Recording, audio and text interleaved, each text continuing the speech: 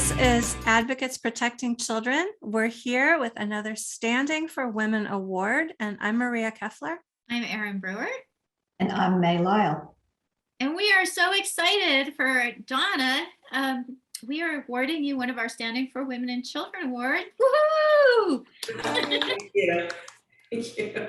And we just want to thank you for your efforts.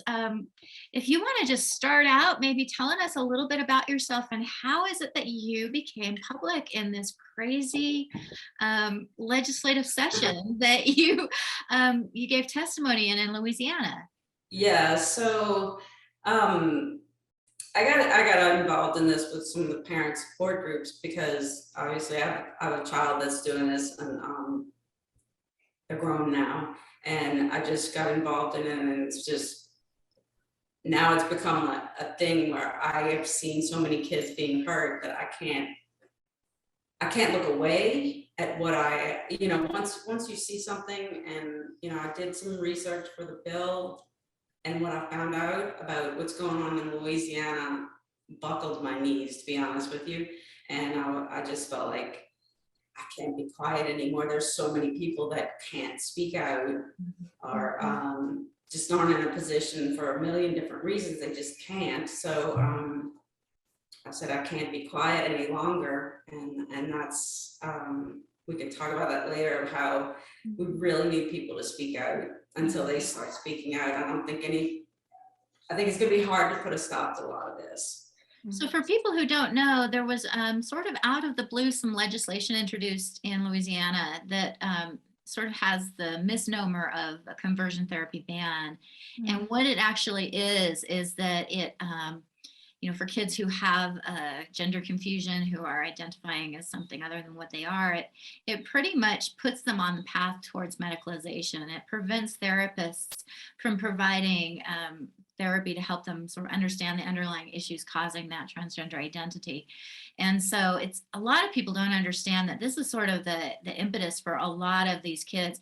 We hear parents are calling us all the time saying, help, my child had this trauma, they're now identifying as transgender, but the therapists in my state have to affirm them because of this therapy ban. So preventing these bans is sort of like the first line of defense in protecting our kids. Can you talk about some of the language that's in the therapy bans? Like, I don't think most people appreciate what's actually in these laws that are being put out. Right. So what they did, and thankfully for our sake, the Louisiana bill was very poorly worded. So it was going to have legal problems anyway. And it was pretty clear that they didn't have a real clear grasp on gender ideology just by the language they used in the bill. So it was saying that, it's trying to ban that all, electric convulsive shock therapy, physical harms that were being done to kids. And there was some unbelievable testimonies from some young professionals saying that these kids are coming in. Anyway, it also said, and this was the word that it used, so any physical harm that all of us clearly know are damaging and would be already illegal. Right. That's already illegal. Exactly. You go around electrocuting. None of us want that. Yeah. We don't want harm. What we want is compassionate care. Yeah. Cognitive behavioral therapy is precisely talk therapy, and the wording was that the therapist would not be able to say anything that attempted or purports to change a child's sexual orientation, gender identity, and it went on to list a whole list of things, including two-spirited and all kinds of stuff. So, the word attempts and or purports can be almost anything. So that catches just about anything. Am I right that under a law like that, a therapist can't even say, why do you think you feel this way? When did you begin to feel this way? Because those could be interpreted as attempting or purporting to change their whatever. Exactly, Maria. So that, I mean, that's what we were trying to argue, was that this means, and y'all know that a lot of the gender ideology, the language is big, you know, Mhm. don't say this word, don't say that word. So that was kind of, it was just so broad and so blanketed. It was like an invitation. And therapists are already, you all know this more than I do because you do this work, therapists are already panicked. Mhm. And I was, we did have several people write in and say they're not even people of faith, but they've searched, and even here where it's not a ban, the only people they could find that would address the child's issue were Christian therapists, because they were not, by law, under the Freedom of Religion Act, they can't. They're free to question it. Yeah. And some of them are awesome and excellent therapists and have really helped kids get to the bottom of their issues. Several of them I've heard, which is great. But yeah, it was crazy. They were just, so I guess, there was all kinds of arguments. So. This was the first time that you've ever done anything like this. Yeah. How did it feel as you were waiting to have your turn? Because the people who were against this bill, it seems like they testified first. Or no, the people who were for the bill. So the people who wanted to ban therapy were testified first and had all sorts of crazy stories. Again, I want to just emphasize these things are illegal. So if there was a child who was electrocuted, rather than talking about it, the DA should have been called, and whoever was electrocuting or poisoning or abusing a child should have been prosecuted under the law, because that's illegal. But you had all these, very emotional and misleading kinds of testimony, and you're waiting to testify. How was that? It was pretty nerve-wracking, and the crazy thing was I wasn't even following this bill. I was really following the medical bill. Mm-hmm. And I got a text, like, I don't even know what time, late Friday night, from someone that said they put the bill on, it's on the agenda, the conversion. And I was like, what conversion therapy ban bill? What are you talking about? I didn't even know that one was up. And so I was like, oh no. And I just immediately got on the computer and started typing, calling as many people as I knew, you guys and some other organizations that I know do this work, and all the parents that can't speak out. I had so many of them saying thank you. I can send in an anonymous testimony, but I just can't speak out. So yeah, it was kind of baptism by fire. It was pretty intimidating, but it was also it was hard and it was painful, because they gave so many testimonies saying, these kids are going to die, the whole thing. And the one mother that was really upset, and she said the only people that need therapy are these parents. And I was like, aren't accepting their transgender child. Yeah, or she used the word queer child. And I'm like, it's really hard, because we love our kids and we want the best for them. And to repeatedly, year after year after year, be told you're going to be the cause of their death is, it's just. That's emotional manipulation. It's emotional blackmail. And Right. I mean, I don't want to go off on a tangent, but in what other area are parents told that? Yeah, Oh, if you don't give your Yeah. child radiation therapy, he's going to commit suicide. If you don't give your child the car keys, he's going to commit suicide, Or in what other situation do legislators capitulate to those demands? Like, Exactly. we 15-year-olds want the vote, and if we don't allow them to vote, they're going to kill themselves. Oh, well, we better give them the vote. Well, they want to be able to drink, so we're going to lower the drinking age because they're going to kill themselves if we don't. Yeah. Of course not. And yet in this case, over and over and over, it seems like seemed to be the most compelling testimony is, you do this or these kids will die. That, and they really, really hammered that these, because Louisiana is so conservative and there's so many Christian conservatives that live in the state, that they have these kids, they know all of this is happening, and they know it is true that this is happening because kids have come into their practice to tell them that this has happened to them.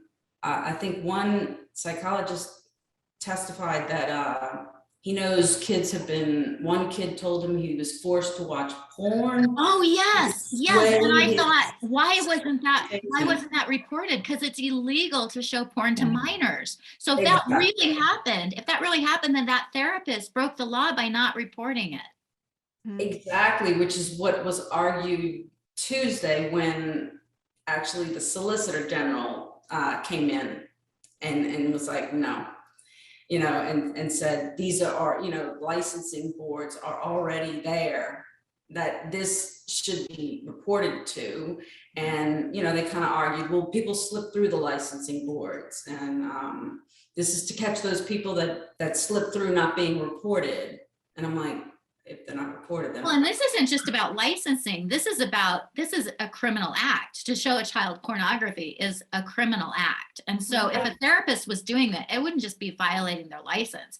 It would be something that they should go to jail for. So when they pull stories like this out, I just keep thinking, how come we're not hearing about it in the news? Yeah, Well, exactly. that's what my question was going to be. Did you report it? You're a required reporter by law. And if you did report it, where are the records of the report that you filed a report with the state of Louisiana saying that your someone in your practice, I don't know how you precisely would word it, but how that goes, but they are required to report that by law. They're required reporters. So here they were going on and on and on, story after story after story, of how these kids keep coming to them, and they know this is happening because these kids just keep coming to them and telling them that all of this stuff, one of them said that one kid came to him in his practice and told him the kid had been induced vomiting, and I'm going, why did you, and you didn't report that? It didn't occur to you to report that? We don't need a law to stop that. It's already in place. If a parent started doing that to their child, if a parent started giving their kid Ipecac on a regular basis to make them throw up, they would have CPS called on them. Oh, yeah. These are behaviors that are not therapeutic, first of all, and they're illegal. And that's what's so frustrating to me. And I don't know if this occurred to you, Donna, or not, but one of the things that when I was listening to the testimony, I kept thinking is these are people who are saying they don't want their kids medicated, that they want effective treatments, that they want, things that have been proven to be effective.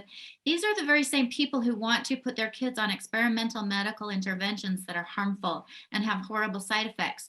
It's like cognitive dissonance, as they're saying, you can't expose our children to talk therapy.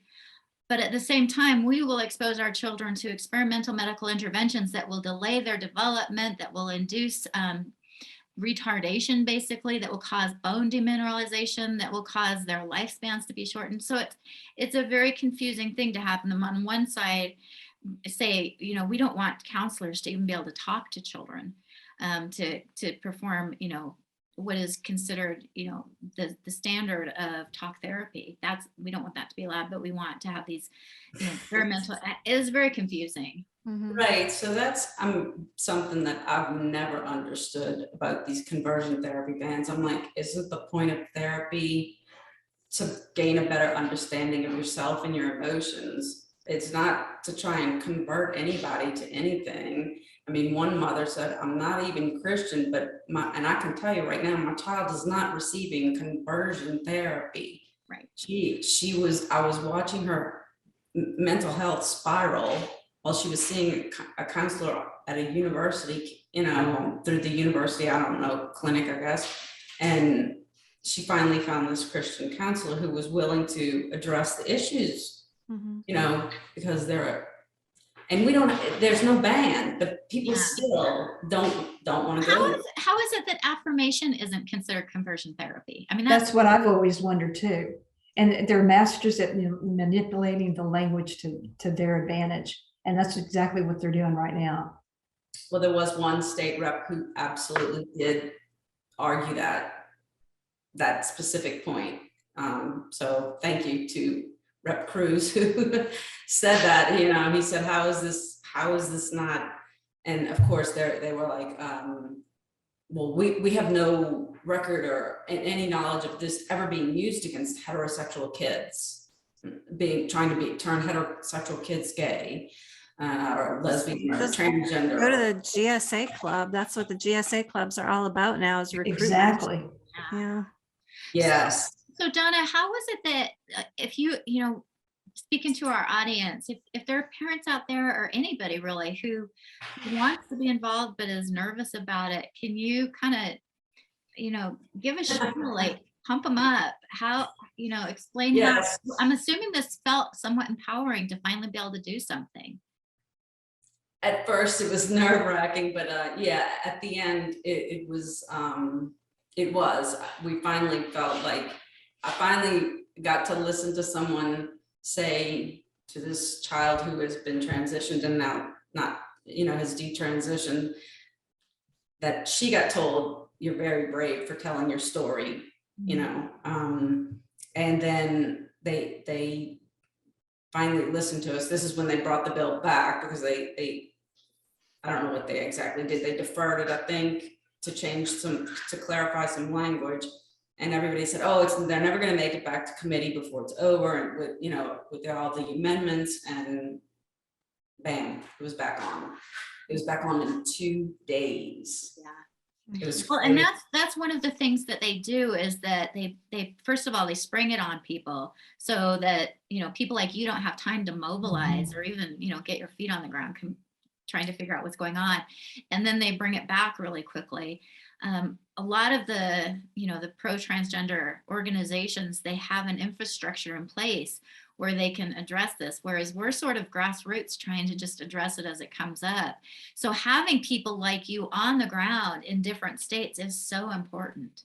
It is, because I was one of 3 people that spoke, and the rest of the room was totally for the conversion therapy ban. And so, yeah, it was nerve-wracking. But in terms of other parents, there's so much one person can do behind the scenes, just phone calls, writing thank you notes to these senators. There's so many things you can do that's going to make a difference without you having to go speak publicly. You can even show up and sign a card and turn it in, and you don't have to speak, but that is entered into the record. Like if you sign a card, because I think. Explain that for people who have no experience with. Yeah, I didn't know what it was either. I was like, what's a card? So it's basically, so they have a green card and a red card. Obviously, green's in favor of the bill, red is and it depends on the state. There are some places where they just have a form. Each state is a little bit different, but everyone that I've ever been to, they have a specific way of registering yourself as being somebody who's either supporting or opposing legislation. Exactly. So and I was told you could do it online, but I couldn't find the link. So anyway, you go up and you get a card and you just fill it out, and it's your person, you know, your information, name, whatever. And if you're representing yourself or an organization, and then why you're there, basically, in opposition. So, and apparently those cards hold a lot of sway, because last year, I wasn't even aware of this, they had 400 green cards in favor of, no, it was the sports bill. So they had 0 in favor of it and 400 in opposition. How did that happen? 400 cards were signed. Yeah, because when I've been to even really, really, really crowded hearings, there's maybe 50 people talking. Right. And I'm like, okay. So I said, I don't know that I can get 400 people here, but it's not going to be 400 to 0, even if it's 400 to 1. Yeah. I was just like, I don't know, so frustrating. So yeah. Donna, me being one of those parents who has to stay anonymous, I just can't thank you enough for speaking up and being able to get out there and be public. And I also want to thank you for encouraging people to do something, even if they think they can't, because anything that they do really does make a difference. Yes, thank you. No, that's totally right. There's so many people in so many different situations, but there, as y'all know, y'all have been doing this work. There's so much that can be done. So much that can be done behind the scenes, and just, you know, phone calls and talking to people. And the biggest thing I've also found is when people, again, they're like, what is happening? What's going on? And they do. People have no idea. Most They people think have we're- no idea. Yeah. They think we're making it up. And I'm like, okay. And so sometimes I have to spew out some things that, you know, I'm like, I know it's happening because of message I'm telling you. And then that usually gets their attention when I tell them, like, you know, what's going on in my life. And they're like, and I'm like, yes. Will you This is listen real. to me now? Do you believe it's happening now? Yeah. Do you think I'm standing here lying to you about my own situation? You know? Yeah, that might be the biggest obstacle, is just that it is so crazy what's happening. If you know, It's when hard to believe. It's is It really is hard. very hard to yeah, believe. it's incredibly hard to believe that this is happening. That, you know, and the other thing, you know, the women's sports is the other issue. That, you know, one of the men who testified there was talking about how he could just feel his strength sapped away as he became a woman. And it just, like, stories like that are infuriating. Like, they're just, you know, and yet it seems like there was one woman there who's actually, you know, she physically described herself. It sounds like she's about my size. I'm a small woman. I'm 5'1". I'm not a big person. I'm 5'1" with shoes. With shoes. And she said she would take on any man, that she was perfectly okay with playing against biological males on the playing field. And so she saw no reason for this. And I was like, great, go play on the men's team. That would be great. If you want to compete against men, we're not stopping you. We want to stop the men from competing against women that put us at risk and that take away our opportunities. I agree with you in 110%. I've heard one story from a college student. We were out talking to some people, and this young man came up, and he was like, well, and I said, you know, kind of, we're opposed to this medicalization of kids and things. And he went on to tell me a story, to summarize it, but basically, I think he was a wrestler in high school, and a girl was wrestling on the boys' team. And so he was up to wrestle, and his coach looked at him and was like, and he's like, I don't want to do this. Yeah. But it was wrestling where it's right. So he said, he looked at me, he said, I'm not going to lose the match and lose my opportunity to advance because she wants to wrestle. He goes, so I went out there and I pinned her, I slammed her, and he goes, I hurt her. And she was laying there crying, and I feel like the biggest jerk for doing this. Wow. But, you know, so it's like, we don't hear a lot of the girls trying to participate in boys sports because for the obvious reasons. But I really felt for that guy that day. I mean, he was like, I didn't want to do that, but I said, normally under any circumstance, I would say, don't ever do that to a girl again. Yeah. So, but yeah, that's a good point. Yeah, it does put boys in an uncomfortable position if they do that. Yeah, that's a really good point. And if it's a woman who's pretending to be a man, having a woman in their showers and locker rooms, and it's uncomfortable for the boys too. Yeah, that's what I'm like, this isn't good for anybody, to be honest. And they, you know, I mean, it does. I see, that was the first, I mean, that's the only really specific story I can tell you about a girl trying to participate in men's sports. So it does happen we don't hear about it the way we do with men trying to participate in women's sports, because it really is so outrageous and takes so many opportunities away Well, from. and this was a woman who was not, I mean, she wasn't pretending to be a man. She just said, there's no difference between men and Yeah. women, so I have no problem competing against them. And I'm like, Right. really? They're women. They're I've women. heard that too. I've heard people tell me, this one person told me, if you shaved all the body hair and you didn't have the genitalia, and you stood a woman and a man there naked next to each other, you know, without the genitalia and the shaved body hair, you couldn't tell them apart. Oh, wow. Really? And Have you seen a lot of men? Yeah. Have you seen a lot of women? yeah, and tell Yeah. us why their skeletal frames are totally different too. Right. Yeah. Yeah.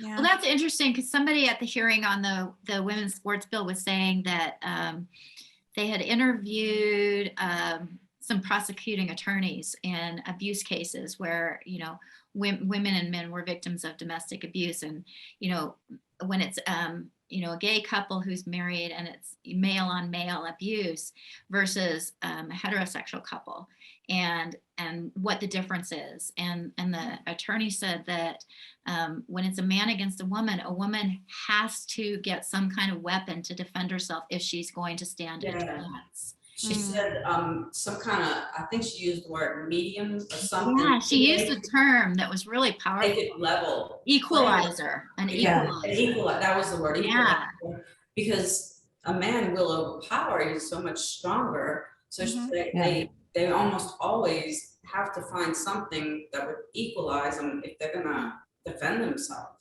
Yeah. Yeah, my husband and I will just sort of play wrestle sometimes. And there comes a point where he just subdues me. You know, he just takes my wrists and holds me, and Mhm. there's no abuse happening. It's all in fun. It's just playing. But he is stronger and more powerful than I am every time. Yeah. And I don't know why that's not like a new theme, you know, we haven't, Yeah. I don't know. Now, we've recognized this for a long time, which is why we Mhm. have sex-based facilities, Yeah. which is, you know, I mean, Right. it's not like this is news. Right. I don't get it. I know, it's like, Yeah. yeah, so hopefully, you know, they're really trying to get those sports, and I wish that the moms that had high schoolers that had called Senator Mizell and told her office about that. It's happening on my daughter's sports team. Would have had the courage to either, if they couldn't speak up because of what, you know, their daughter might experience, that they maybe could have had somebody else say, this is happening at this high school, and, you know, given the facts, and at least somebody could have called and said, you know, can we verify this? Mhm.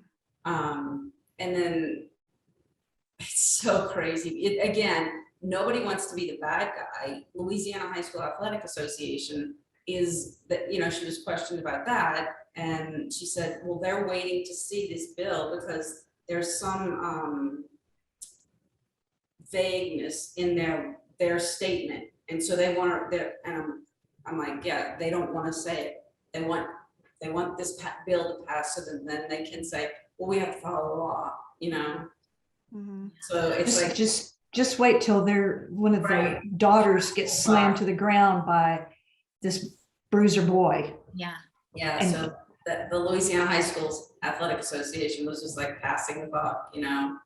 And that's what we see, is that it's so hard to find people who are willing to take a stand on this, because they're, you know, it is risky. As soon as you stand up and start speaking out, you get targeted.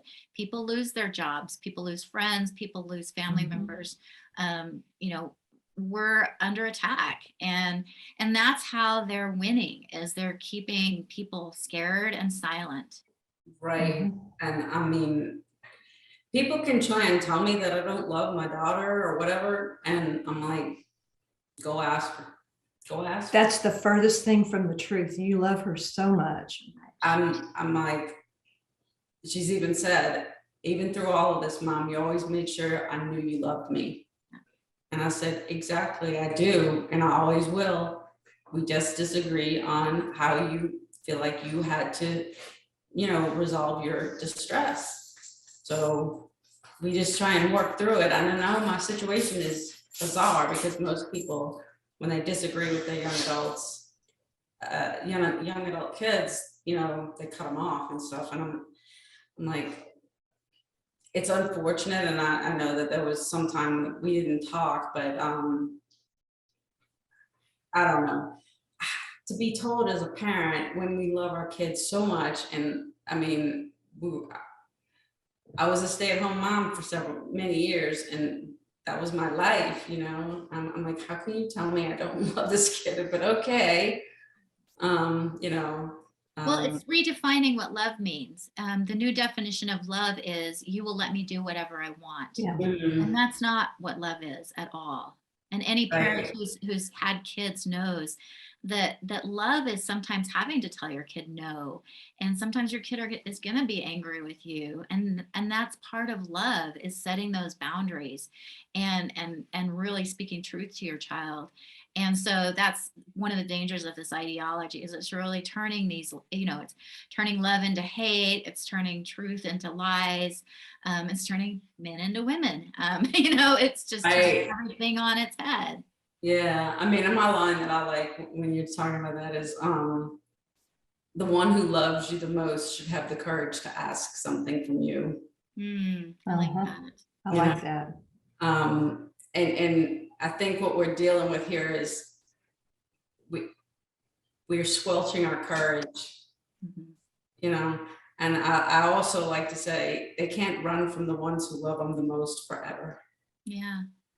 I mean, I know it's broken families up, and I know, I mean, it's painful. I know personally, but the fact that that's one of their things that they hinge this whole thing on, is that we don't love our kids. Is like, that was hard to hear. It's always, it's been hard to hear, but it's hard to be lied about. It's hard to be lied about. Right. And especially when they're lying about the person who you love the most, and they're lying about that. That's always hard. And the fact that they're telling children to hate their parents if their parents don't do everything that they want them to do. Yeah. To me, that right there is just an indication that it's a very dangerous ideology, and it's not in the best interests of children. Because you should never tell children that their parents hate them for not giving in to every single demand that they have. I mean, that's just, I'm so scared for this generation of kids who's being given this message. Yeah. Well, Donna, we're just so grateful for all that you did. Thank you for all the hard work last week. Yep, another round of applause for Donna. Thank you so much. Yeah. We know it's not easy. It was a step out of my comfort zone for sure, but we're just gonna keep pressing on and just trying to stay positive, and I'm really, really kind of determined to change the narrative of this, is that we're loving parents. We love our kids more than anything, and that's why we're doing what we're doing. There's another side to all of this, and I think we as parents need to show that side. So hopefully people will gain more courage, because I think as someone, as people start speaking out, then they're like, wait a minute, I'm not alone. So courage calls to courage. Right. That's a big thing I hold on to, and it's not always easy. So I appreciate everything that y'all do, and I certainly appreciate y'all, your support and all the letters y'all sent. I think it's way more powerful when an organization doing this work speaks to the reps and everything. I think it's way more powerful. So I really appreciate that. Well, we're just proud of you, and thank you for starting. I can't wait to see you next year. I think you're on fire. Oh boy. Yeah. Thank you so much. Well, thank you all. I really appreciate it, and like I said, I appreciate your work and everything. And we're just gonna keep speaking truth.